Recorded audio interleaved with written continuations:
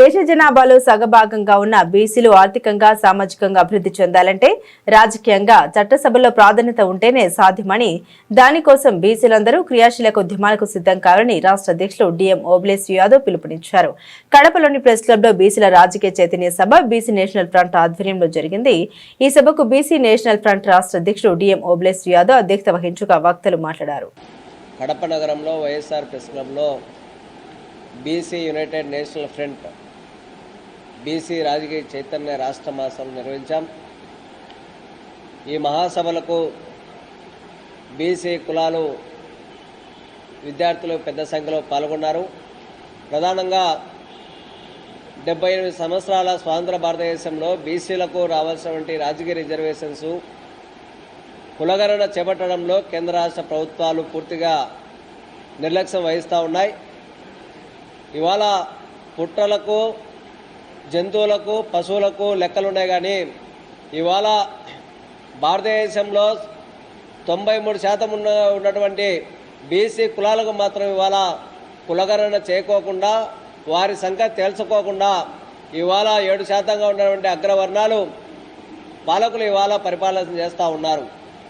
వాస్తవంగా ఆంధ్రప్రదేశ్ రాష్ట్రంలో 2011లో కాంగ్రెస్ ప్రభుత్వం ఆ రోజున కులగణన చేపట్టింది, కానీ ఈ రోజు వరకు లెక్కలు బయటపెట్టలే. 2024లో జగన్మోహన్ రెడ్డి ప్రభుత్వం లెక్కలు చేసింది, కానీ ఇప్పటివరకు బయటపెట్టలే. అంటే బీసీలు ఎక్కువ మంది ఉన్నారు, వీళ్ళకు రాజకీయ రిజర్వేషన్స్ కల్పించాలి. అసెంబ్లీ పార్లమెంటులో బీసీల సంఖ్య పెంచితే మా ఉనికికే ప్రమాదం అనేటువంటి ఒక దురుద్దేశంతో ఇవాళ అగ్రవర్ణాలు లేకపోతే ఆధిపత్య కులాలుగా ఉన్నటువంటి వాళ్ళు ఇవాళ బీసీలను అణచివేసినటువంటి కుట్ర చేస్తూ ఉన్నారు. ఈ కుట్రలను తిప్పికొట్టడానికి రానున్న రోజుల్లో రాష్ట్ర వ్యాప్తంగా బీసీలందరినీ ఐక్యం చేసి ఎస్సీ, ఎస్టీ, బీసీ, మైనార్టీ వర్గాలతో ఐక్యంగా ఉద్యమం చేయడం కోసం మేము సంసిద్ధం కాబోతా ఉన్నాం. అందుకనే పాలక వర్గాలు ఆలోచన చేయాలి.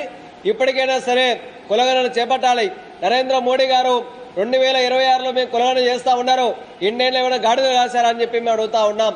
ఇన్ని సంవత్సరాల స్వాతంత్ర భారతదేశంలో బీసీల సంఖ్యలని, అంకెలని తెలుసుకోకుండా ఇవాళ అసెంబ్లీ పార్లమెంటులో మా స్థానాలు ఎన్నో కేటాయించుకోకుండా మా బలాన్ని, మా బలహీనతలని మీద ఈ రోజున మీరు రాజకీయం చేస్తామంటే ఈరోజు బీసీలు చూస్తూ ఊరుకోరు. కాబట్టి తస్మత్ జాగ్రత్త. కేంద్ర రాష్ట్ర ప్రభుత్వాలు మా వాటా తేల్చాలి, మాగా కులగణన చేపట్టాలి జనగణనలో అనేటువంటి డిమాండ్లతోటి రానున్న రోజుల్లో పోరాటం చేయబోతా ఉన్నాం. ఈ రోజున 11 అంశాలని తీర్మానం చేశాం. రానున్న రోజుల్లో పెద్ద ఎత్తున పోరాటం చేస్తాం. అన్ని వర్గాల ప్రజానీకాన్ని కలుపుకొని అవసరమైతే చలో ఢిల్లీ కార్యక్రమాన్ని కూడా బీసీ యునైటెడ్ నేషనల్ ఫ్రంట్ పిలిపిస్తుంది అనేటువంటి ఒక హెచ్చరికను వాళ్ళ కేంద్ర ప్రభుత్వానికి చెప్పదలుచుకున్నాం. కాబట్టి ఎప్పటికైనా సరే యుద్ధ ప్రాతిపదికన కులగణనకు కేంద్ర ప్రభుత్వం నోటిఫికేషన్ జారీ చేయాలని చెప్పి, లేని పక్షంలో పెద్ద ఎత్తున ఈ ఉద్యమమే శరణ మార్గం, దీనికి ప్రభుత్వాలే బాధ్యత వహించాలని చెప్పి మేము చెప్పదలుచుకున్నాం ఈ సందర్భంగా.